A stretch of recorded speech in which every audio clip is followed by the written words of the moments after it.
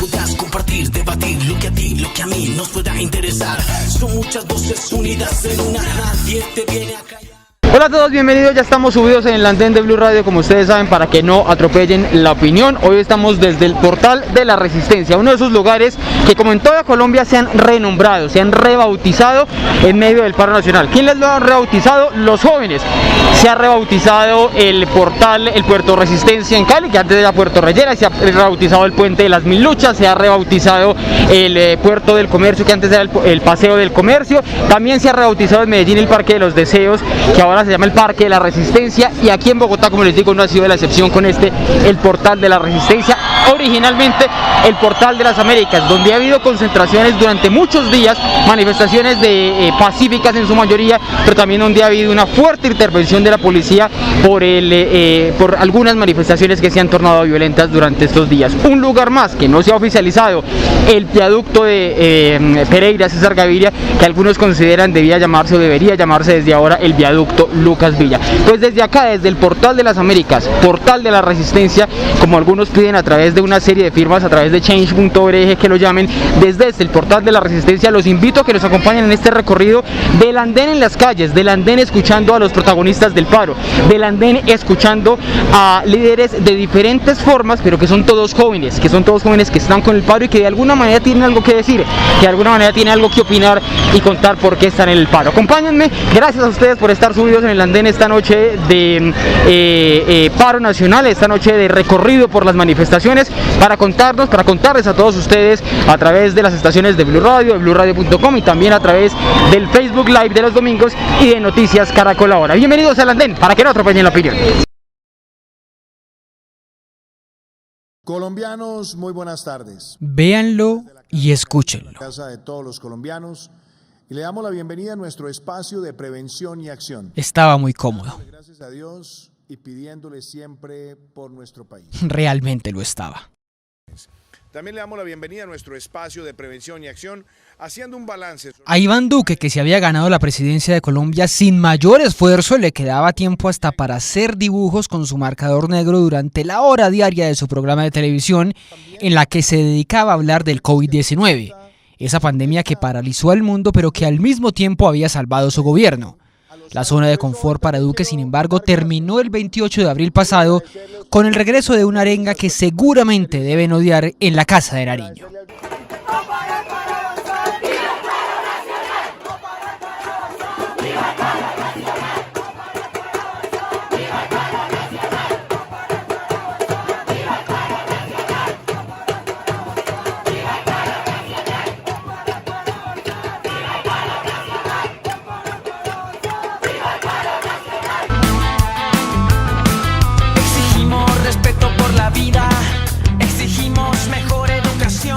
Quiero seguir estudiando mi carrera, quiero aportar desde mi música hacia el país, pero también necesito saber qué comer, necesito poder trabajar, necesito pues que no todo se me vaya en sueldo, en el arriendo, en la comida. Necesitamos salud digna, educación digna y trabajo estable para todos los colombianos. Estamos marchando en contra de la corrupción, en contra de la muerte indiscriminada de personas inocentes.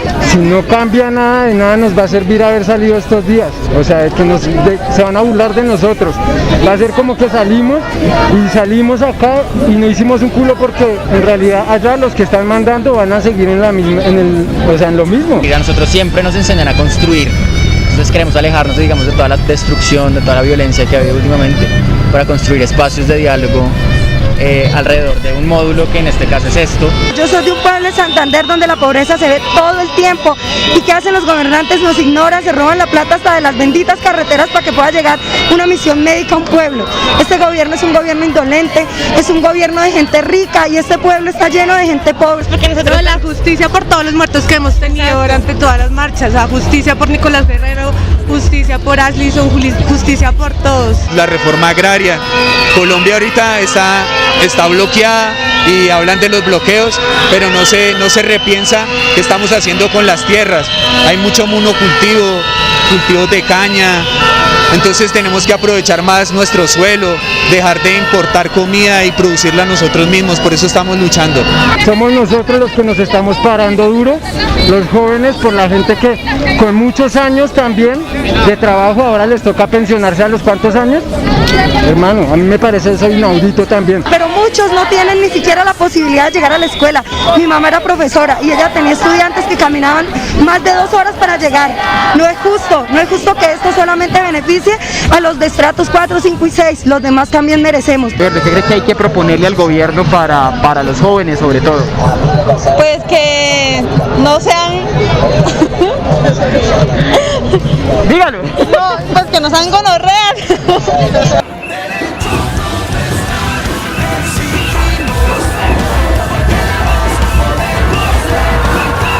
Son valientes, contestatarios, irreverentes, rebeldes, empáticos y resistentes. Así son los jóvenes que nacieron principalmente en la última década del siglo XX o a comienzos del siglo XXI, quienes son los protagonistas del estallido social que se vive en Colombia por estos días. Una generación que paró para dejar atrás los fracasos del siglo pasado, los cambios que sus papás y sus abuelos no pudieron hacer o los que para su desgracia se dejaron meter. En Chile esta misma protesta nació por el aumento en el precio del metro y en Colombia lo fue por la reforma tributaria. Allá lograron tumbar la constitución de Pinochet. Acá quieren borrar el legado del uribismo. Dylan Neira tiene 15 años, está en 10º grado del colegio Alberto Lleras Camargo y vive en el barrio Lisboa de la localidad de Suba, al extremo noroccidente de Bogotá. Quiere estudiar historia o filosofía para ser profesor. A pesar de esos sueños, no sabe si va a poder entrar a una universidad. Y es que desde antes de la pandemia ya se había reducido en un 12% la entrada de estudiantes a las universidades del país. Con la pandemia ese número se duplicó, llegó incluso al 25%. Pues es muy difícil como escoger una carrera, ya que pues no hay como el trabajo cuando uno sale.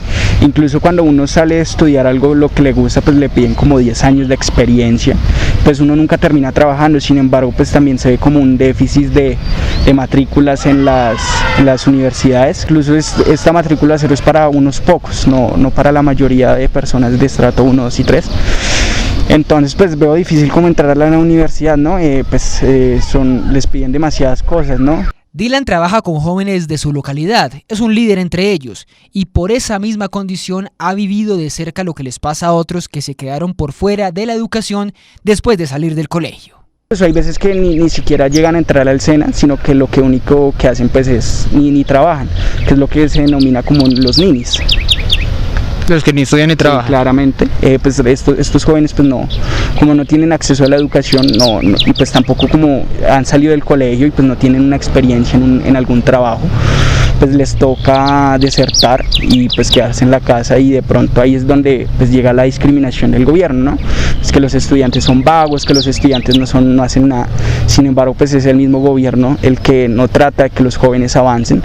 Este quinceañero, que no ha salido a marchar porque teme contagiar a adultos mayores con los que vive, lleva el nombre de quien fue el símbolo del paro de 2019, Dylan Cruz, que salió a protestar porque estaba a punto de graduarse y no tenía cómo estudiar. En medio de una manifestación el 23 de noviembre de 2019, se encontró con el disparo del capitán del SMAT, Manuel Cubillos, que lo mató. El otro Dylan, el de Suba, repite que debe haber más plata para educación y no para la guerra. El próximo gobierno no debe darle más a la guerra, sino más a la educación, porque Colombia es uno de los países que más le invierte a la guerra en Latinoamérica, pero es uno de los países que menos le invierte a la educación. En ese sentido, el gobierno que viene, pues ojalá sea bueno, ¿no? Y pues que esté a favor de los jóvenes, tiene que ampliar la cobertura estudiantil. Y no se equivoca Dylan en lo que dice. Así el gobierno diga que ha aumentado los recursos para educación, Colombia es el país de América Latina que invierte mayor porcentaje de gasto público para defensa, o sea, para la guerra, un 11.3%, y está entre los 20 países del mundo que encabezan esta deshonrosa lista. Quien sí salió a marchar al otro extremo de la ciudad, camino a la Plaza de Bolívar, fue Amir Ochoa, integrante de la comunidad indígena Nasa, quien tiene 24 años. Él sostiene una extensa bandera indígena que se despliega sobre la calle en movimiento. Es roja porque simboliza la sangre derramada por sus mayores, pero también verde porque representa la esperanza que aún tiene su comunidad. Amir se siente privilegiado porque estudia en una universidad. Sabe que esa suerte no la tienen todos. De 100 jóvenes, 52 reciben educación superior y solo 16 logran graduarse, según cifras del Ministerio de Educación. Hay que decir de que pues los que accedimos, efectivamente accedimos con una lucha bastante dada, pero de que es desigual porque unos entramos y muchos otros no. De mis compañeros de colegio, la gran mayoría ni siquiera ha tenido acceso a la universidad, les ha tocado por otros medios intentar o quedarse trabajando. Entonces nuestra mirada no es de que porque nosotros accedimos a estudiar, a todos les es igual. Lamentablemente en este país es muy difícil y más que ingresar, sostenerse en la carrera.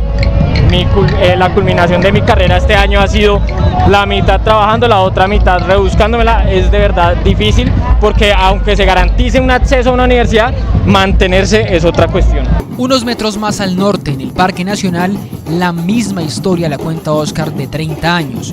Como muchos, resultó duramente afectado por la pandemia y eso le ha enredado la posibilidad de pagar su pregrado. Las deudas abundan. Colombia es justamente el quinto país de América Latina con más jóvenes endeudados. 2.800.000 de entre 18 y 24 años está colgado de alguna manera con el sistema financiero. En este tiempo de pandemia, nuestra empresa laboró para una agencia de viajes, el cual el sector turismo ha sido muy afectado, como lo sabemos.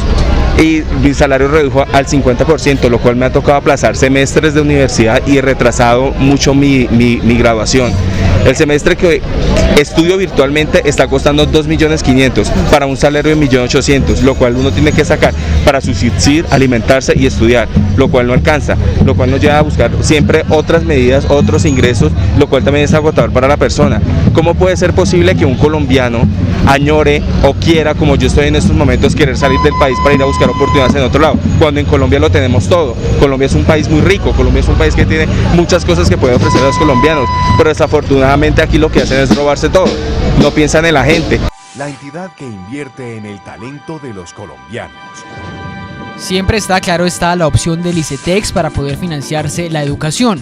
Algunos fuimos beneficiarios suyo y podemos contar la historia de que después de 10 años, 10 largos años, ya no debemos ni un peso, aunque no fue fácil. Miles de jóvenes, muchos sin empleo, le siguen debiendo plata al ICETEX eternamente. Se estima que el 90% de los deudores de esta entidad son jóvenes de los estratos 1, 2 y 3 que ven cómo se multiplican sus intereses. Realmente cuando uno como lo decía una vez un compañero, eso es de entregarle la vida al diablo. Entonces cuando uno hace esos tipos de cosas, pues uno sale a estudiar y pues nunca llega a pagar esa endeudada tan grande en la que uno recae. La idea no es esa, pues bueno, en caso de que no llegue a entrar a una universidad superior, pues como muchos jóvenes lo hacen, entrar a la universidad técnica, a la educación técnica, que es como se le denomina, que es el SENA. Desde el Portal de las Américas, Fernanda piensa algo parecido. Prefiere otras opciones antes que meterse con el ICETEX. De ese tamaño es el miedo que le tienen los jóvenes. No, porque la verdad no puedo seguir estudiando por lo mismo tanto. Porque yo no pienso pagarle al ICETEX, estudiar 5 años y el resto de vida terminar de pagar mi carrera, la verdad, se me hace muy injusto. En el gobierno han querido cambiarle la imagen al ICETEX para que se vuelva ese amigo que muchos no ven. Juan Sebastián Arango, que es el alto consejero para la juventud de la presidencia, cree que así haya educación gratuita, el ICETEX va a seguir siendo útil y va a seguir existiendo. Lo importante que es el ICETEX para los jóvenes, pero también una realidad, y es que los tiempos cambiaron y el ICETEX también tiene que cambiar. Y por eso nosotros desde el gobierno hemos propuesto una reforma al ICETEX que está presentada en el Congreso de la República. Hace alrededor de 3 semanas la presentamos y lo que hace ICETEX, ese nuevo modelo del ICETEX es, primero, no concentrar la operación en el crédito, sino en el estudiante y en cómo ese estudiante no se le vuelve, si usted dice, una carga infinita en su vida para pagar. Segundo, en cómo la gobernabilidad del ICETEX incluye a sus usuarios jóvenes, a sus usuarios universitarios. Y tercero, una propuesta que hemos venido haciendo y que con este proyecto de ley de reforma del ICETEX vamos a poder cumplir, y es que el ICETEX tenga la tasa de mercado más baja del mercado de cualquier tipo de crédito educativo para poder que los jóvenes puedan acceder. Pero ¿será cierto que habrá educación gratuita para todos? A pesar del anuncio sobre la matrícula cero, no es muy claro que el gobierno vaya a conceder completamente esta petición a los jóvenes que están en la calle. Así lo cree Jennifer Pedraza, protagonista del paro de estudiantes de 2018 y una de las integrantes del comité de paro de ahora, con quien caminamos en una de las marchas. Por ejemplo, en el tema de matrícula cero, esto ya ha sido un anuncio que ha hecho el gobierno antes y cuando lo miramos con lupa en la letra chiquita resulta que solamente da el 12% de los recursos y el resto le toca ponerlo a las propias universidades de su bolsillo cuando sus recursos son insuficientes. Entonces, estos anuncios, por no ser discutidos con el Comité Nacional de Paro ni atender nuestros argumentos, suelen ser anuncios, digamos, con doble filo. Entonces, lo que yo creo que está pasando es que no se están dando soluciones de fondo a lo que estamos, a los motivos por los cuales hoy estamos marchando, sencillamente por un punto de honor del gobierno de no reconocer el comité como interlocutor válido, que fue lo mismo que pasó en el 2019. Las tasas de desempleo son mayores en la juventud y mayores en las mujeres jóvenes, 31.3%, incluso la pobreza, cosa que es un fenómeno muy particular porque normalmente no es así, los niveles de pobreza están mucho más altos, 50.4% en la juventud, y están por encima del promedio nacional, e incluso por encima de los sectores más envejecidos. O sea, las nuevas generaciones son más pobres que las anteriores generaciones. No tenemos el porcentaje más alto en los últimos 20 años de ninis que ni estudian ni trabajan, 33%, y eso hace que sea cada vez más difícil organizar a ese sector.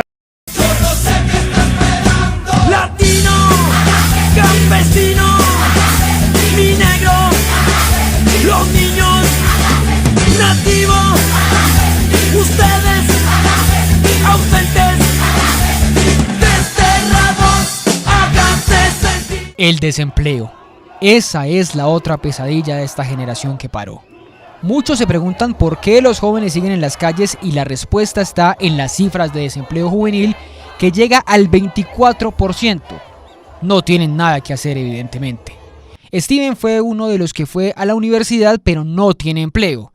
Un drama de millones que ha sido otro motivador de las protestas. El desempleo y la crisis económica se agravaron como los principales problemas de los jóvenes durante la pandemia, como lo demuestra la encuesta de cifras y conceptos para la Universidad del Rosario. Yo me encontraba trabajando en empresa de comunicaciones hasta el mes de marzo del año pasado, donde comenzó todo lo de la pandemia, después nos lo sacaron. Y resulta que a partir de ahí, pues lo que tú dices, Ricardo, un día a día de pasar hojas de vida, digamos que los primeros 2-3 meses pues fueron algo llevadero, porque sabíamos que estamos en una cuarentena totalmente estricta y fue algo llevadero. Pero después de un buen tiempo de 7 meses, de 6 meses, pues tú te comienzas a estresar, ¿no? Pasando hojas de vida por un lado, por el otro, no te llaman, no pudiendo salir a buscar, que es lo más preocupante, ¿no? Porque pues antes de la pandemia a ti no te llamaban, pero tú salías y llevabas tus hojas de vida y aquí estoy, y cualquier cosa pues me pueden contactar, ¿no? Y pues hombre, yo soy profesional en comunicación social y hay veces a uno por no quedarse de brazos cruzados pues le toca ejercer otro tipo de trabajos, ¿no? Entonces te toca, no sé, ayudarle a un amigo, estoy ayudándole a un amigo hace poco, estaba repartiendo comida para perritos, ayudarle a eso pues porque también necesitas entrada económico. Para atender este drama, la renta básica ha sido la respuesta de los organizadores del paro frente al desempleo o la pobreza que enfrentan millones como Steven. La idea de darles a todos ellos casi 1 millón de pesos al mes costaría, creen algunos, por lo menos 74 billones de pesos al año, algo así como 3 reformas tributarias de las que proponía Carrasquilla. A pesar de la desbordada cifra, Jennifer Pedraza cree que sí se puede conseguir esa plata. Sí hay un punto que yo siento, digamos como en mi corazón y en mi cabeza, que es fundamental, es el punto de la renta básica, que hoy está dentro del pliego de emergencia y el gobierno nacional no ha, digamos, establecido una negociación. Sí, pero si es posible, sin una reforma tributaria, como dijeron, sin unos recursos de dónde sacar para una renta básica, ¿es posible un pago de un salario mínimo mensual para millones de colombianos? ¿De dónde sale la plata? Yo creo que eso es posible. De hecho, el profesor Mauricio Cabrera escribió un artículo en Portafolio recientemente mostrando que un crédito con el Banco de la República realmente es muy plausible en este momento, que no, digamos que no tendría efectos demasiado determinantes sobre la inflación, porque realmente hemos tenido inflaciones del 1.6%, por debajo incluso del rango meta, y que tampoco implicaría la pérdida de la confianza sobre el Banco de la República, porque contamos con utilidades de las empresas públicas como Visa y como Ecopetrol para saldar rápidamente ese crédito con el Banco de la República, y sería una herramienta de una sola vez. Yo sé que suele haber incentivos a que los gobiernos se queden ahí en créditos del Banco de la República, pero no creo que pase con este gobierno, y sí creo que podría ser como esa gasolina que necesita en este momento la economía colombiana para reactivar. Jennifer está orgullosa de hacer parte del comité de paro, pero admite que sería absurdo pensar que ella puede representar a todos los jóvenes. Por eso se repite tanto la pregunta de si los bloqueos que hay en decenas de lugares del país se van a levantar si hay un acuerdo o por lo menos una petición de los del comité. Y la respuesta es que no. Y no va a suceder porque desde el recién rebautizado Portal de la Resistencia hay espacio hasta para servir comida. Allí Sergio Vela, de 30 años, da charlas y deja muy claro que los problemas de cada barrio no se van a resolver con un diálogo lejano, encerrados entre ministros y sindicalistas. Porque la indignación todavía sigue, además de que obviamente se han logrado varias cosas, pero hay cosas locales, hay cosas de bastante, o sea, como más regionales, que todavía no tienen solución. Hay bastantes conflictos, digamos, en cuestiones de seguridad, en cuestiones de desigualdad, que básicamente es lo que se intenta hacer desde este estallido, desde este momento coyuntural, poner todo esto sobre la mesa para empezar a gestionar los cambios. Si no aprovechamos este momento, que es donde en verdad se está escuchando a la juventud, que en verdad se está escuchando a la gente en las calles, yo creo que es un momento crucial para empezar a generar los cambios. Porque a veces dicen, listo, ya se está gestionando ciertas negociaciones con un comité del paro, pero hay un comité del paro en el cual la gente no se está recogiendo. Entonces empecemos a ver cuáles son las voces que el gobierno no está escuchando, cuáles son las voces que el gobierno está ignorando. Y además a veces son como los barrios los que son más ignorados en esto. Se pueden generar soluciones a nivel nacional, pero a veces esas soluciones a nivel nacional no tocan los barrios, no tocan en verdad la vida cotidiana del ser de a pie. Y eso es lo que se está viendo ahorita, que en este portal Resistencia está la gente de a pie, la gente que camella a diario, la gente que sigue buscando, que sigue con ese inconformismo y que sabe que estas soluciones que le han brindado no lo recogen a ellos. Estos son otros jóvenes, ¿no? Estos son jóvenes que sí no están tan necesariamente representados por las organizaciones estudiantiles, que hacen parte, como dices, Ricardo, de estos barrios supremamente problemáticos. Estos son jóvenes que no tienen acceso a la educación, son jóvenes que no tienen acceso a la fuerza laboral tampoco, y que tienen una relación supremamente tensa constantemente con la policía, porque son jóvenes que utilizan mucho el espacio público en la medida en que no tienen acceso al trabajo y no tienen acceso a la educación, y tienen una relación tensa con la policía justamente por esa constante disputa por el espacio público, ¿no? Lo que las señoras bogotanas llaman los jóvenes marihuaneros que se reúnen en los parques, para ponerlo claro. Ese es que no son ni necesariamente desocupados, ni vagos, ni marihuaneros, ni nada, pero sí pasan mucho tiempo en el espacio público, y allí, como digo, se da una situación muy difícil con la policía que termina por explotar. Esos otros jóvenes de los que habla la profesora Sandra Borda, autora del libro Parar para Avanzar, han tenido durante este paro un nombre genérico, el de la primera línea. Muchachos diferentes porque no son solo de un movimiento, pero que se parecen entre sí porque se paran frente al ESMAD de la policía para evitar que hieran o asesinen a los otros manifestantes. Los Escudos Azules es uno de estos movimientos de primera línea que tiene un marcado contenido político. Varios de sus integrantes llegan al Monumento a los Héroes, otro de los puntos emblemáticos de estas movilizaciones, para entregar cascos y caretas como lo hacen en otros lugares de la ciudad, así como también lo hizo el senador Gustavo Bolívar. Allí Marco, como me pidió que lo llamara, y quien no quiso ni siquiera decir cuántos años tiene, respondió con su capucha puesta. Sí, la idea de la primera línea en Colombia está desde el 2019, se creó por la muerte de Dylan Cruz y pues simplemente son pelados que están saliendo a las calles con su corazón, con su cuerpo y con tablas, con lo que encuentren para poder defender a la gente del abuso policial, para que no haya más gente que pierda ojos, para que no haya más gente que pierda la vida por el abuso que está ejerciendo el escuadrón asesino del ESMAD, violando absolutamente todos los protocolos que se supone que tienen que seguir. ¿Cuántos años tiene usted? Puedo tener de 20 a 30. Listo, de 20 a 30. ¿Cuántas veces le ha tocado estar como Escudo Azul así con tablas, protegiéndose con cascos, con lo que sea? ¿Cuántas veces le ha tocado enfrentar al ESMAD? Pues la verdad, nosotros hemos tratado, no solamente somos nosotros, ¿no? O sea, hay que contar realmente todas las personas que se enfrentan con el ESMAD todas las veces. Realmente simplemente nos enfrentamos cada vez que sale el ESMAD, hay gente ahí parada, dando su cuerpo, dando su vida por las personas que están detrás y que quieren seguir protestando, porque el problema es que en este país, cuando alguien pide algo, el gobierno lo único que tiene es represión como respuesta, porque no puede dar más, porque no quiere dar más. ¿Usted ha salido herido alguna vez en medio de esas manifestaciones? Sí, claro, muchos hemos salido heridos, todos los días sale gente herida. Pero usted en particular, ¿le ha pasado algo? Sí, claro, sí. ¿Qué le pasó? Pues me han dado en las piernas, en la cabeza, en el pecho, me han cascado. ¿Y cuando uno lo agarran, lo que hacen es cogerlo y masacrarlo a golpes, a ver si usted no le da la gana de volver a salir por miedo, pero acá estamos. Bueno, de hecho, todo esto es justamente para que la gente pierda el miedo. Eso le iba a preguntar, ¿le están dando a todo el mundo? ¿Todo el mundo puede coger un casco en este momento para protegerse, para salir a protestar?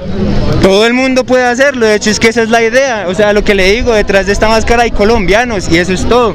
Acá cualquier persona es primera línea no es solamente el que sale con un escudo y se para al frente del ESMAD, primera línea es la gente que cura nuestros cuerpos cuando el ESMAD los viola, los trata de destruir.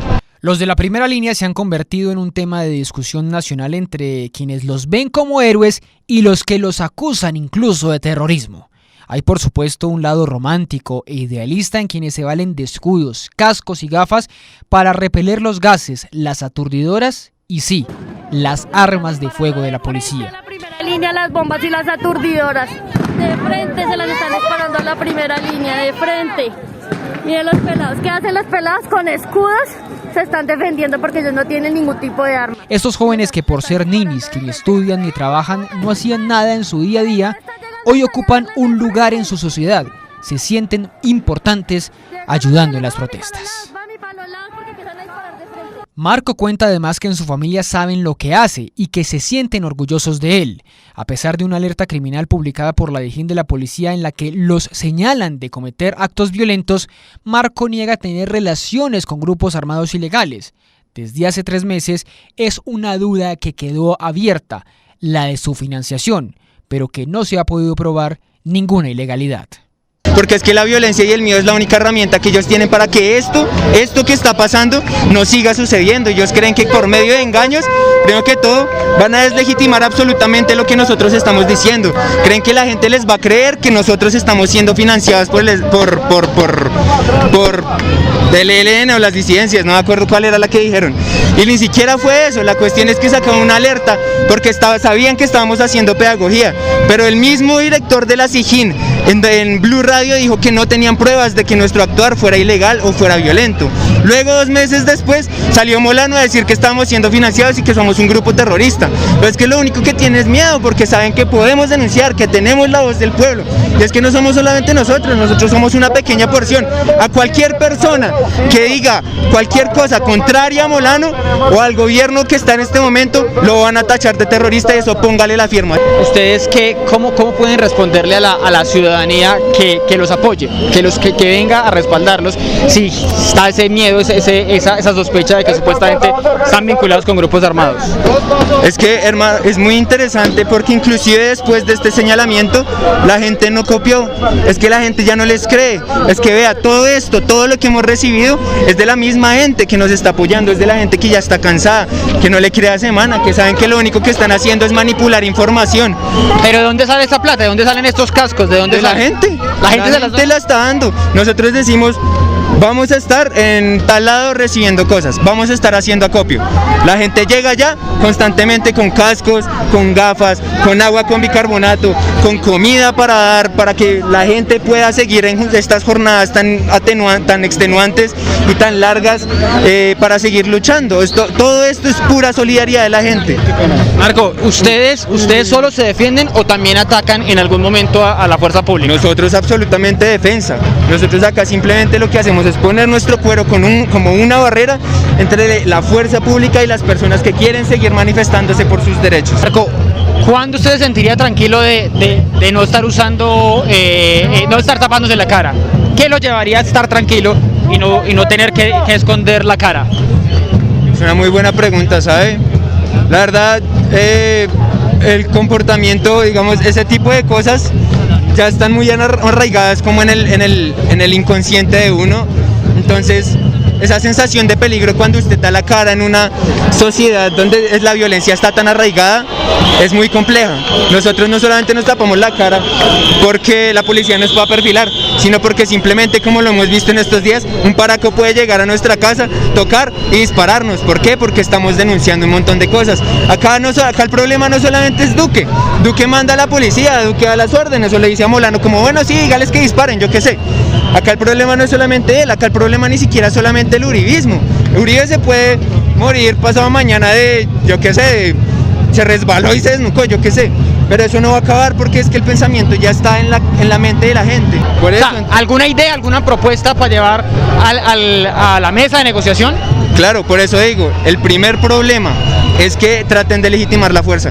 La policía en este momento, y ya todos lo sabemos, esto simplemente fue una muestra fehaciente de lo que viene pasando hace años, del abuso de poder que ha tenido la policía. Estamos pidiendo en este momento dos cosas concretas: que la policía pase del Ministerio de Defensa al Ministerio del Interior y que se les quite el fuero militar. Esas dos cosas son necesarias para poder siquiera sentarnos a negociar, porque es que acá no podemos negociar con una pistola en la cabeza. O sea, ¿qué es esa clase de negociación? La reforma a la policía, especialmente que desmonten el ESMAD, es una petición que se repite en el paro nacional, pero que no habría crecido en el relato de los jóvenes que están en las calles si no fuera por los asesinatos, desapariciones, lesiones oculares y abusos sexuales de los que serían responsables policías. Eso sin contar con la presunta complicidad con civiles armados que disparan a manifestantes. Los que alegan impunidad en todos estos abusos calculan que solo el 0.3% de los casos denunciados han llegado por lo menos a juicio. Pero yo no he visto en ninguna parte del Código Penal o de la Constitución que diga que a los vándalos se les tiene que disparar o que se les tiene que golpear entre los 5 o 6 policías. Yo no lo veo, no lo he visto en la Constitución del país ni en el Código Penal. No sé si tú lo has visto, Ricardo, o no sé quién lo ha visto para que nos haga saber en dónde dice eso. Porque lo que hemos visto en videos ha sido muchísimos policías disparando contra una población civil desarmada. El Comité Nacional de Paro ha venido exigiendo en muchos espacios el desmonte del ESMAD. Esto es muy importante porque el ESMAD definitivamente ha perdido licencia social para operar, o sea, lo que tiene que ver con el caso de Dylan, el asesinato de Dylan, las patadas en la cara de las manifestantes, entre muchos otros episodios similares. Creo que han mostrado que el ESMAD hoy no tiene la legitimidad tal vez de la población colombiana y el respaldo de la población colombiana para operar. ¿Cómo debería ser una reforma a la policía? Hoy lo que nosotros escribimos en el documento de garantías para el presidente Iván Duque fue que se abriera ese debate en la sociedad colombiana. La reforma a la policía no es solo un tema que se escuche en las calles. Desde el año pasado, cuando 2 patrulleros de la policía causaron la muerte de Javier Ordóñez, la alcaldesa de Bogotá, Claudia López, ha pedido una reforma policial. Más aún cuando la fuerza pública sería la responsable de la muerte de más de 10 jóvenes en la ciudad durante las protestas posteriores. Sergio Fernández, que es director de Juventudes de la alcaldía, sigue viendo urgente la necesidad de hacerle cambios a la policía.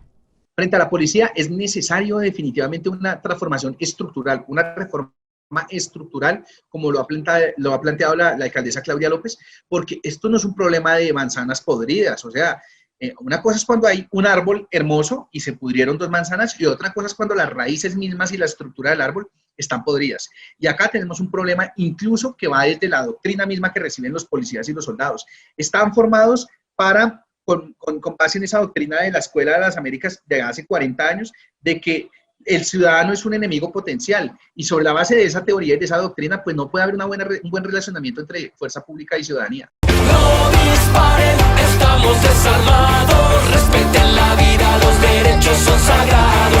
No disparen, estamos desarmados, no queremos ser víctimas del Estado.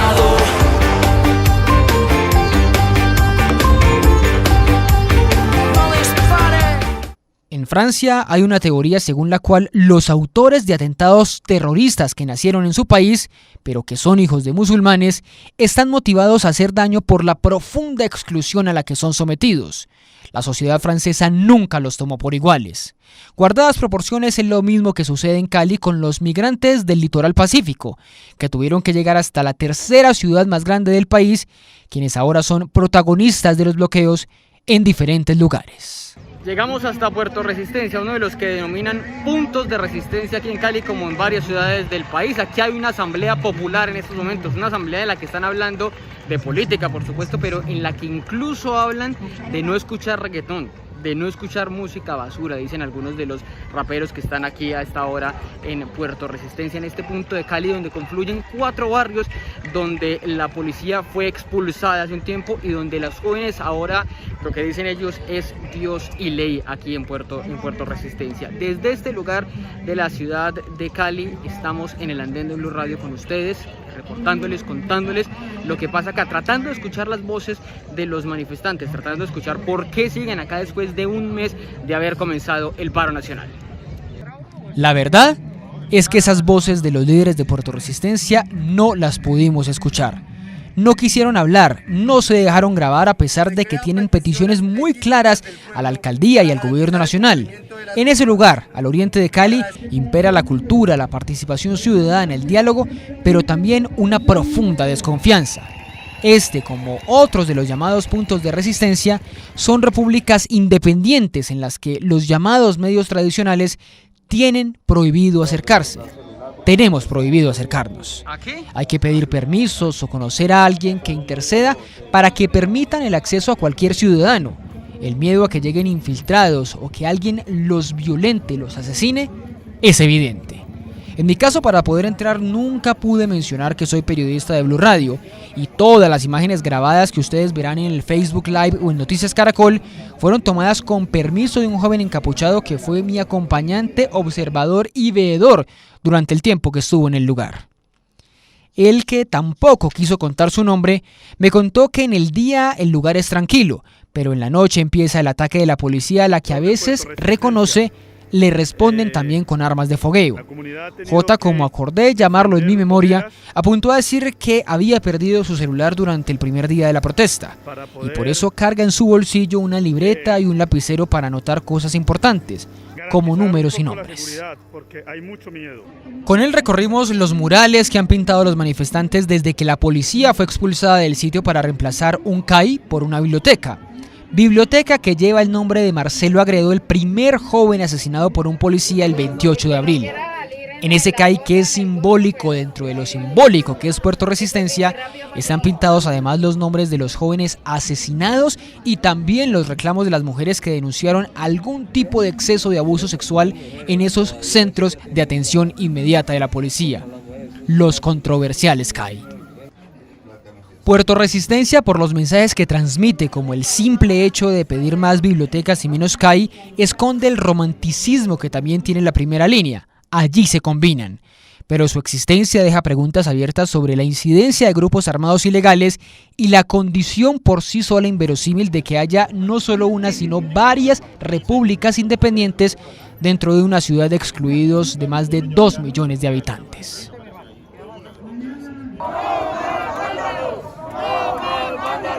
A solo 5 kilómetros de Puerto Resistencia hay otra Cali, la de los ciudadanos cansados de los bloqueos y, como ellos mismos dicen, del secuestro al que están sometidos desde el 28 de abril. Son quienes salieron a una marcha de camisetas blancas, la marcha de los ricos, los empresarios y hasta de los paramilitares la llamaron, porque ese fue el uniforme que utilizaron los civiles que dispararon en la exclusiva zona de Ciudad Jardín contra los manifestantes. Pero lo cierto es que, en contraste con lo que ocurría en las Américas, en el Parque Nacional, en Usme, en Héroes y en Puerto Resistencia, Aquí en la plazoleta Jairo Varela de Cali, la presencia de jóvenes era escasa, casi nula. Los pocos que estaban allí explicaban por qué habían marchado.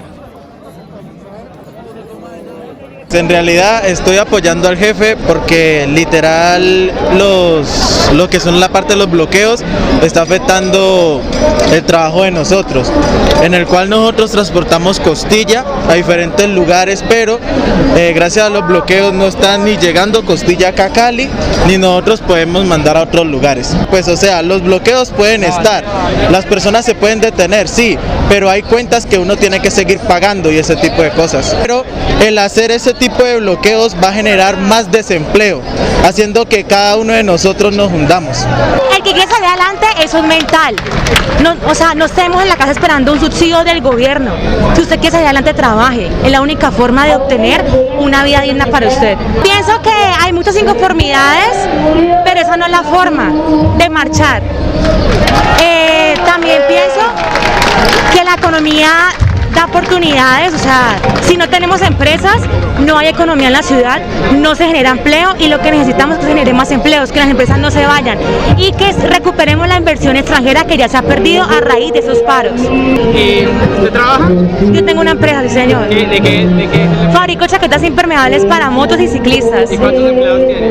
Tengo 4 empleados, pero a raíz de la situación me tocó despedir a 3 empleados. ¿Sí? ¿Y qué están haciendo ahora estos empleados? Buscando. Me llaman todos los días que por favor, Juliana, ayúdeme, no tengo con qué comer, pero yo no puedo porque se me pararon las ventas. Los insumos no me han podido llegar a mi empresa, estoy parada. ¿Qué le ha dicho su jefe? ¿En qué se ha perjudicado el bloqueo? Pues a ellos lo ha perjudicado porque no hay venta y pues los trabajadores los están echando y pues ellos también se quedan perjudicados en sus inversiones que hacen. Estamos afectados porque nos han quitado, han subido las cosas, los precios de las comidas, hemos quedado algunos han casi trabajo y pues eso le afecta a muchas familias. ¿Usted pudo conseguir trabajo fácil? Pues fácil no. ¿Cuánto se demoró buscando? Pues que unos 4 o 5 meses. ¿Y usted estudió? Sí, estudié. ¿Qué estudió? Hasta noveno. Pero no he estudiado carrera, no nada. ¿Y quiere estudiar carrera?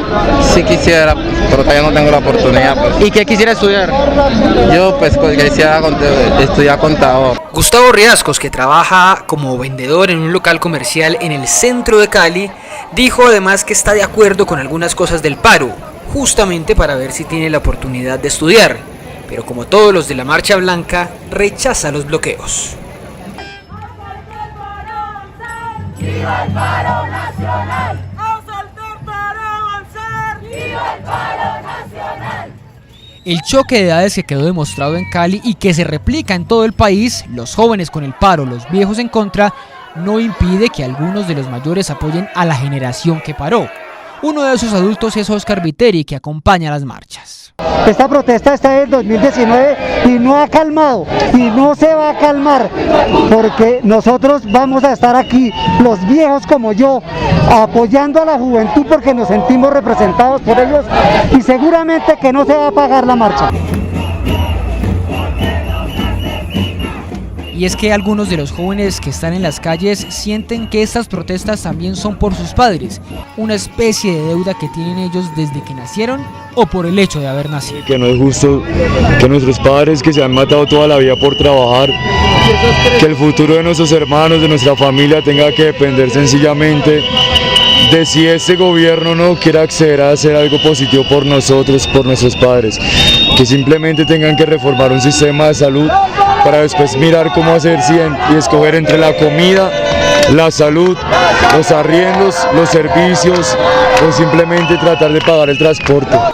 Valerie es estudiante de la Universidad de Cundinamarca y fue a protestar en compañía de doña Gabriela, su mamá, quien da una explicación muy cruda pero convincente de por qué está en las calles. No puedo estarme tranquila en casa esperando que Valerie venga porque nos están matando nuestros jóvenes. No parí hijos para que el gobierno asesino me los mate, porque vienen a defender sus derechos. No son asesinos, no son vándalos, son jóvenes que tienen el coraje que yo no tuve. Porque sí, tienen la razón, nos dejamos meter la ley 100, nos dejamos meter muchas leyes y no hicimos nada. Entonces creo que no es tarde para reaccionar. Esto es un proceso, esto no es de solo un día, vamos a ser la generación que va a salir adelante por este país y que las generaciones anteriores vean que sí se puede lograr un cambio y un mejor futuro para este país. Las generaciones, no solo estas, sino las que vienen, mis sobrinos, los niños, los jóvenes, los estudiantes, que como ves, ahorita también hay mucho estudiante, mucho colegial que está saliendo a marchar porque ya eso es un cambio, ya hay más mentalidad, más cultura para lograr el cambio en el país. Psicólogos y filósofos hablan de quienes nacieron después del 2000 como la generación de cristal, jóvenes inseguros, intolerantes o inestables porque supuestamente lo tienen todo. Pero la generación que paró en Colombia y en otros países del mundo son todo lo contrario, ya lo demostraron. Todos estos argumentos, peticiones y deseos que hemos escuchado de los jóvenes que están en las calles se chocan lamentablemente con el vandalismo, el maltrato y hasta el terrorismo en el que han caído algunos de los que están movilizándose. Infiltrados o no, quienes marchan para pedir un mejor país están quedando atrapados entre esos violentos y un presidente que mucho habla pero poco escucha, como si le hablaran en otro idioma. How do I feel when people say that I'm a right-wing authoritarian president? Ya fue una victoria de todos estos jóvenes incomodar al presidente, empezando por ponerle fin a su programa diario de televisión y ponerlo a hablar en inglés, solo. Pero ellos van por mucho más.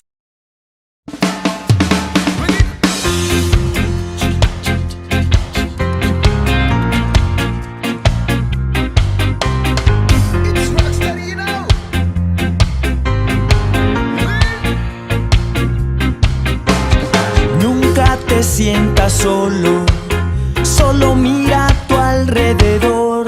Los jóvenes que no se cansan, no se rinden, no renuncian y no agachan la cabeza siguen en las calles con un propósito claro: dejar como legado una mejor sociedad para los que vienen atrás. Dedicado a ellas, las víctimas de la violencia de estos días en Colombia.